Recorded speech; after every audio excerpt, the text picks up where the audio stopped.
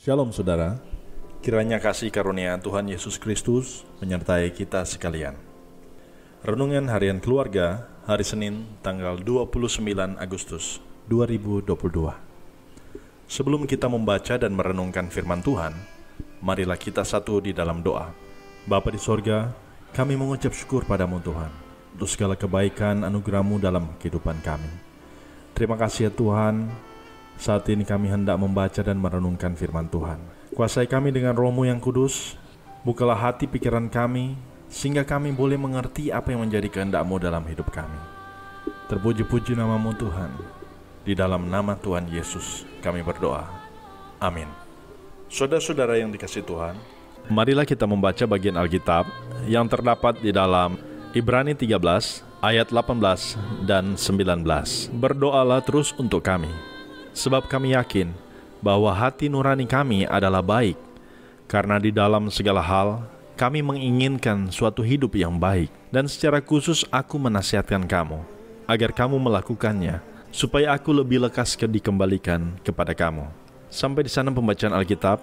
Terpujilah Kristus. Tema RHK kita pada hari ini adalah saling mendoakan. Saudara-saudara yang diberkati Tuhan, doa adalah nafas kehidupan orang percaya. Doa adalah sarana komunikasi manusia dengan Tuhan. Doa dapat mengubah segala sesuatu. Bagi orang percaya kepada Tuhan, maka doa adalah sarana untuk menyampaikan syukur dan permohonan. Doa orang benar, bila dengan yakin didoakan, sangat besar kuasanya. Yakobus 5 ayat 16b. Berangkat dari keyakinan bahwa doa orang benar bila dengan yakin didoakan besar kuasanya, maka penulis surat Ibrani meminta agar para pembaca suratnya senantiasa mendoakan mereka dalam pekerjaan pelayanan. Penulis Ibrani berkeyakinan bahwa setelah mereka membaca surat yang dikirimnya, mereka bukan hanya membaca, tetapi mau melakukannya, sehingga mereka dipandang oleh penulis surat Ibrani sebagai orang yang baik dan benar di mata Tuhan.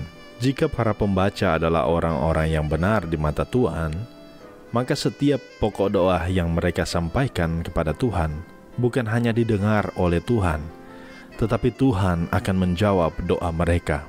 Mengharapkan pertolongan Tuhan dalam doa sudah menjadi pengalaman hidup dari penulis surat Ibrani ini. Hal ini juga dibuktikan dengan keyakinannya yang ditulis pada pasal 13 ayat 6. Sebab itu dengan yakin kita dapat berkata, Tuhan adalah penolongku, aku tidak akan takut. Apakah yang dapat dilakukan manusia terhadap aku?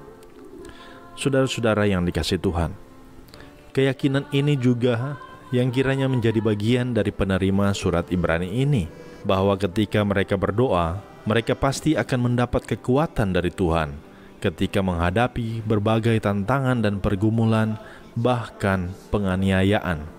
Mereka akan tetap kuat dan setia di dalam Tuhan. Keluarga Kristen yang dikasihi dan diberkati Tuhan, saling mendoakan adalah suatu hal yang sangat penting yang harus dilakukan oleh orang percaya. Kita berdoa bukan karena kemauan kita sendiri, tapi kita berdoa oleh karena kehendak atau kemauan Allah. Jika kita menyerahkan diri kita kepada Tuhan, maka kita pasti dikendalikan oleh Tuhan. Jika Tuhan yang mengendalikan kita, maka pasti kita akan sanggup dan mampu untuk mendoakan siapapun orang itu, termasuk juga kepada mereka yang melakukan kejahatan kepada kita.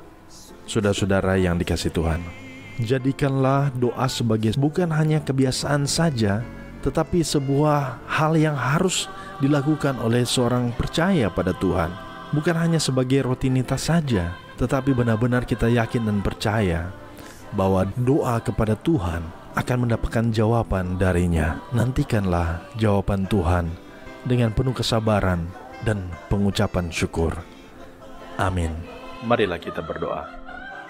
Ya Tuhan, pakailah kami sebagai alat untuk mendoakan orang-orang yang berada di sekitar kami, baik yang dekat maupun yang jauh. Jadikanlah kami sebagai pendoa syafaat yang baik. Dalam nama Yesus kami berdoa. Amin.